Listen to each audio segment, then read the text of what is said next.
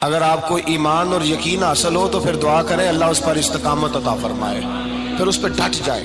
نبی پاک صلی اللہ علیہ وسلم نے فرمایا میں اس بات کا خوف نہیں کرتا کہ میری امت کمزور ہو جائے گی، اس بات کا ڈر نہیں کہ پیسے ختم ہو جائیں، نہ یہ خوف ہے کہ بھوکی مرے گی۔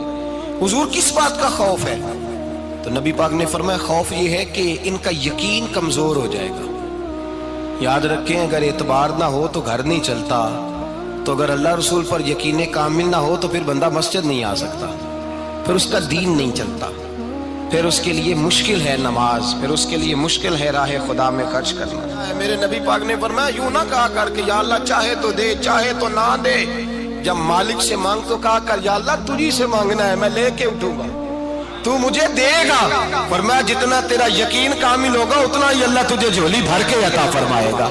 کمزور سا مسلمان، لڑکھڑاتا سا مسلمان دیکھتا ہوں کرتا ہوں، اور یہ بھی نہ دیکھا کریں بھائی ایمان یقین کو استقامت کے درجے پہ لیں، یہ نہ دیکھا کریں کہ وہ کیسے دے گا، وہ کسی وسیلے کا محتاج نہیں ہے، وسیلے کو پسند کرتا ہے، پر وسیلے کا محتاج وہ بغیر وسیلے کے بھی دے دیتا ہے۔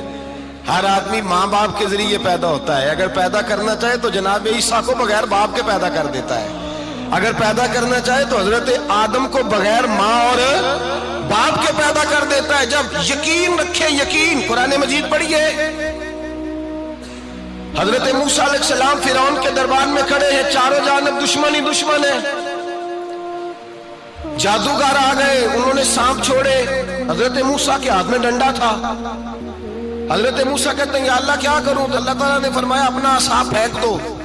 کہنا چاہیے تھا نا کہ یا اللہ ایک ہی تو شے ہے، اتنے سانپ ہے، بچانے کے لیے ڈنڈا ہے وہ پھینک دوں؟ ڈنڈا پھینکا جاتا ہے، سانپ کو دیکھ کر کے قابو کیا جاتا ہے۔ یہ میرا اور آپ کا ذوق ہے نا، لیکن انبیاء کرام کا انداز ملاحظہ کیجئے میرے عزیزو۔ اللہ فرماتے ہیں ڈنڈا، اے موسیٰ ڈال دے اپنا عصا، پہلے نہیں فرمایا کہ سانپ بن جائے گا، فرمایا بس تو ڈال دے۔ میں اور آپ ہوتے ہیں تو سام سامنے ہے، ڈنڈا ہاتھ میں ہے، ہم کہیں گے عجیب بات ہے، یہی تو دفاع کی چیز ہے، اسی کو ڈال دوں تو بچوں گا کیسے؟ کہا ڈال دو، تو حضرت موسیٰ نے ڈال دیا، کہا میرے رب کا حکم ہے تو میرے لیے بہتر ہی ہوگا۔ اللہ فرماتے ہیں جب موسیٰ نے ڈالا تو میں نے اس ڈنڈے کو، اس عصا کو اژدہا بنا دیا۔ اب کبھی عصا بھی اژدہا بنے، کبھی چھڑی بھی بہت بڑا اژدہا بنی ہے، لیکن قرآن کہتا ہے جناب موسیٰ نے ڈالا تو اللہ نے اژدہا، بلکہ اس سے پیچھے چلیے، عورتیں کمزور یقین کی ہوتی ہیں نا، جناب موسیٰ پیدا ہوئے تو اللہ فرماتے ہیں میں نے موسیٰ کی ماں کے دل میں بات ڈالی، ماں کے دل میں، صندوق میں ڈال کے تو اس کو دریا میں بہا دے۔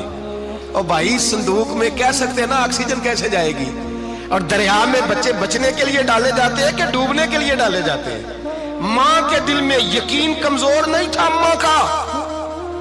انبیاء کے ماں باپ موحد ہوتے ہیں، دین کو ماننے والے، ماں کے دل میں اللہ نے بات، اللہ قرآن میں کہتے میں نے وحی کی، میں نے القاء کیا، میں نے بات ڈالی۔ حضرت موسیٰ کی ماں کہتی ہے میں نے ڈال کے نا سمندر میں بیٹا، میں نے سمندر میں بیٹا ڈال کے صندوق میں بند کر کے رب کے حوالے کیا۔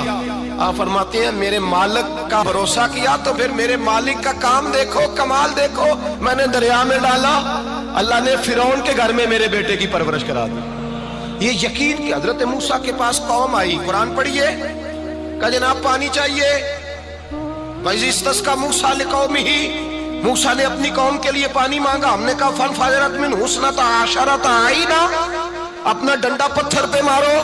عقل والا آدمی ہوتا تو اڑ جاتا، کہتا یا اللہ پتھروں سے بھی کبھی پانی نکلا ہے؟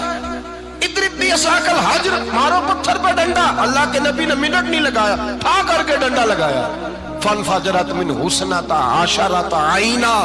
اللہ فرماتے ہیں جناب موسیٰ نے ایک عصا مارا، میں نے 12 چشمے جاری کر دیے۔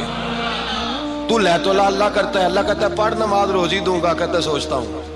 اللہ فرماتا ہے آجا مسجد میں تیرا ہو جاؤں گا، کہتا ہے دیکھتا ہوں۔ رب فرماتا ہے تو میرے محبوب کی غلامی کر، میں تجھے محبوب بنا لوں گا۔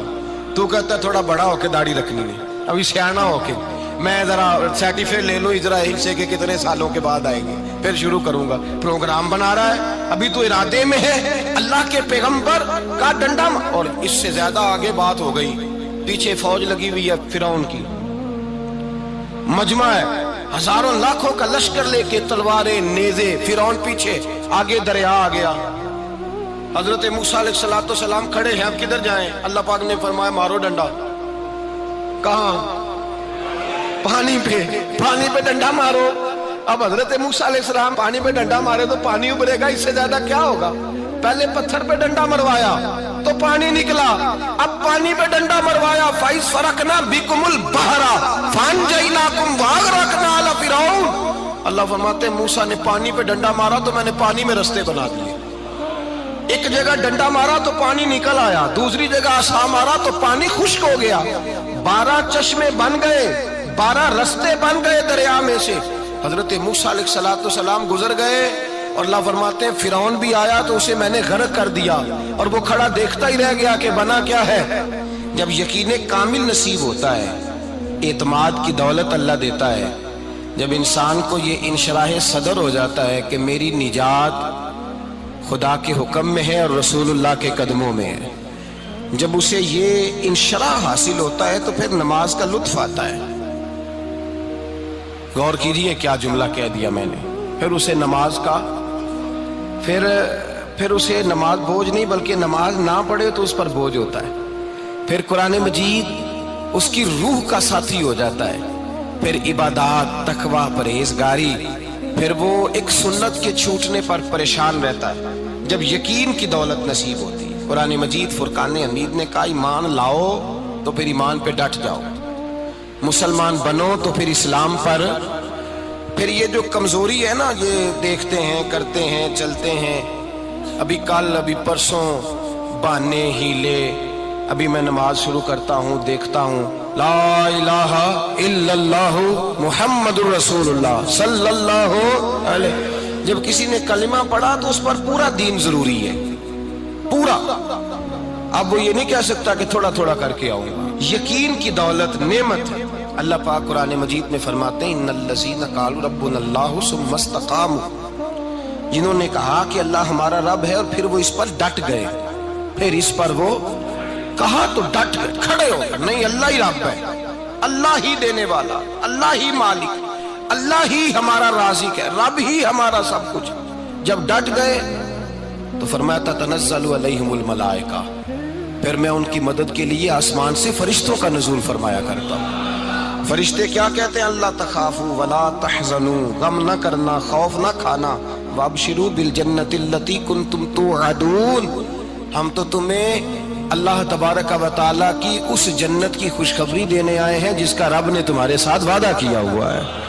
پھر فرشتوں کا نزول ہوتا ہے، لیکن شرط کیا ہے کہ ایمان لائے، اور پھر ایمان پر پھر یہ نہ سوچے کہ وہ کس طرح دے گا، وہ کیسے عطا کرے گا، وہ میری مدد کس طرح کرے گا، نظام کیسے چلے۔ ڈٹ جائے، کہے میرے اللہ کا حکم ہے تو میں نے حلال ہی کھانا ہے، میرے رب کا حکم ہے تو میں نے تھوڑے پہ گزارا کرنا ہے، میرے مالک کا حکم ہے تو میں نے اپنی جیب دیکھنی یا دوسرے کی نہیں دیکھنی، میرے رب کا حکم ہے تو میں نے اس کی اطاعت میں رہنا۔ جب ڈٹ جائے گا اللہ کے احکامات پر، جب ڈٹ جائے گا تو اللہ فرماتا ہے پھر میں تیری مدد کے لیے فرشتوں کا نزول کروں گا۔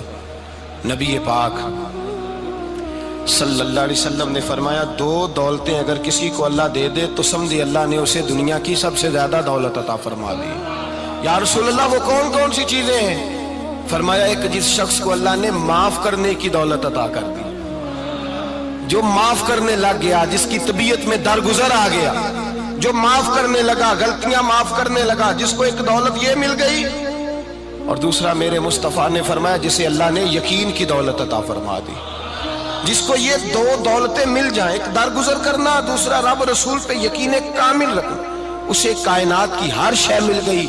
میرے نبی پاک نے فرمایا جب بھی دعا مانگو خدا سے یہ 2 نعمتیں مانگا کرو، عرض کیا کرو اے اللہ درگزر کی دولت عطا فرما، اے اللہ تو ہمیں یقین کی دولت عطا فرما، ایمان کی قوت اور پختگی نصیب فرما۔ میرے بھائی حضور نے فرمایا مانگ کے لو۔